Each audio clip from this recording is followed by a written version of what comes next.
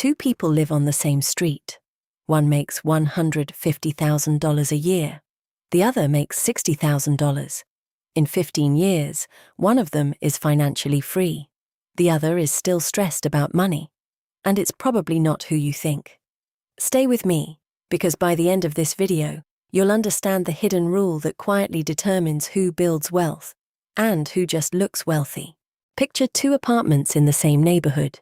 Apartment A feels impressive. Big TV, designer furniture, latest phone, smart home gadgets everywhere, everything upgraded. Apartment B feels simple. Functional couch, clean space, no clutter, no obvious luxury. But here's what you don't see. Apartment A has $4,000 in savings. Apartment B has 18 months of expenses saved and invests 20% of every paycheck. Same city, same economy, radically different futures. This is not about intelligence. It's not about luck. It's not even about income. It's about something far more dangerous. Lifestyle gravity. Gravity pulls objects downward. Lifestyle gravity pulls income outward. The more you earn, the stronger the pull to expand. Better apartment, better car, better clothes, better vacations. It feels harmless, even deserved. But every upgrade raises the floor of what your life now requires. And once your required lifestyle rises to match your income, you are no longer building wealth. You are maintaining image. And image is expensive. There's a rule wealthy people understand that most people never calculate.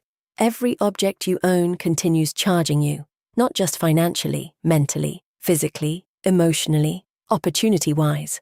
Ownership is not a one-time event. It's a long-term subscription. Let me break that down. 1.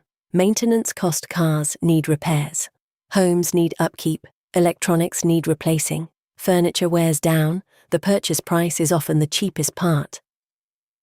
2. Space cost. Everything you own occupies space, and space costs money. Bigger apartment, bigger house, storage units, garage expansion. You don't just buy objects, you buy the square footage to store them.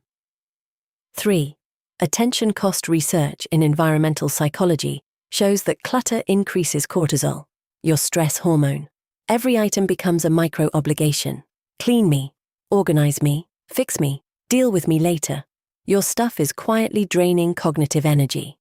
4. Opportunity cost. This one is the most expensive. If you invest $10,000 at an average 8% annual return, in 20 years it grows to over $46,000. So that $10,000 upgrade, it wasn't $10,000. It was $36,000 in future growth you gave up.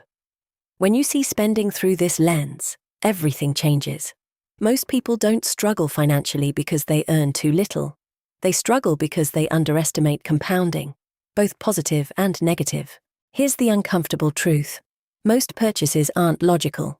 They're emotional. We buy to feel successful, to feel secure, to feel admired, to feel like we're progressing. Consumer behavior researchers call this identity-based spending.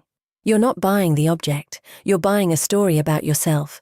The new car says you've made it, the luxury watch says you're important, the bigger home says you're winning.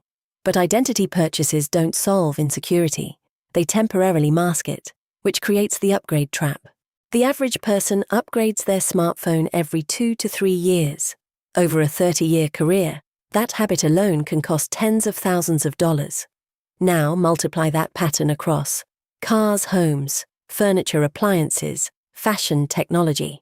None of these upgrades feel catastrophic. That's why they're dangerous. Wealth is rarely destroyed by one giant mistake. It's eroded by 1,000 small justifications. I deserve it. It's only a little more. It's an upgrade. It's better quality.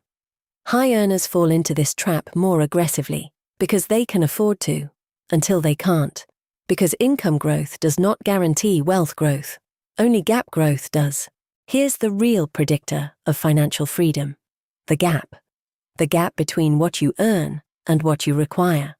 A person earning $75,000 and living on $45,000 has leverage.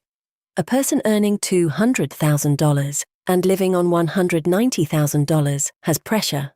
The first person builds options, the second builds obligations, and obligations remove freedom. Optionality means you can leave a job without panic. You can survive economic downturns. You can pivot careers. You can say no to toxic environments. Wealth is not measured by lifestyle. It's measured by breathing room. There are two loops people live inside. The consumption loops start from earn more, spend more, raise lifestyle, feel pressure, chase higher income to repeat. It feels productive, but it never ends. The freedom loops start from earn, maintain lifestyle, invest surplus, reduce stress, need less validation, invest more to repeat. It feels boring, but boring compounds. One loop builds anxiety, the other builds power. And compounding doesn't care about your income, it cares about your behavior. Here's the silent trap high earners fall into. They never define enough. Without a definition, lifestyle has no ceiling. Income rises, expectations rise, expenses rise, stress remains constant. But when you define enough intentionally, something shifts. Let's say you determine that $70,000 per year funds a life you genuinely enjoy. If you earn $120,000 and keep your lifestyle at $70,000, that $50,000 difference becomes fuel. Fuel for investments, fuel for security, fuel for future choice. Without enough, income becomes gasoline poured on consumption. With enough, income becomes gasoline poured on freedom. Here's something interesting. When your savings grow, when your investments compound, when your emergency fund is strong, your desire to impress declines, because you no longer need objects to feel secure. Financial strength replaces social validation, and that's when minimalism becomes effortless, not forced.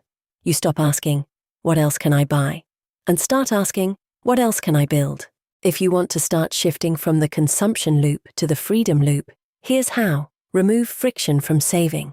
Automate investments. Pay yourself first. Add friction to spending. 48-hour rule for non-essential purchases. Audit identity purchases. Ask, if nobody saw this, would I still buy it? Protect the gap. Any income increase should grow savings before lifestyle. Define your enough number. Write it down. Treat it like a finish line. These 5 actions alone can change your financial trajectory within a few years. Over 10 to 15 years, small behavioral differences create massive divergence. One person accumulates upgraded objects. The other accumulates appreciating assets. One builds a lifestyle that demands maintenance. The other builds a system that generates independence. And when life throws disruption, recession, job loss, health crisis, only one of them sleeps peacefully. The world will constantly tell you that wealth looks like more upgrades, more luxury, more visible success. But real wealth is invisible. It's the ability to say no. No to pressure. No to status games. No to financial panic. No to work you hate. 2 people can earn different incomes and arrive at opposite destinations. One builds a museum of possessions. The other builds a foundation of freedom. And when life becomes unpredictable, which it always does, only one of them has room to breathe. Choose the gap. Choose optionality. Choose enough. Because the goal isn't to look rich.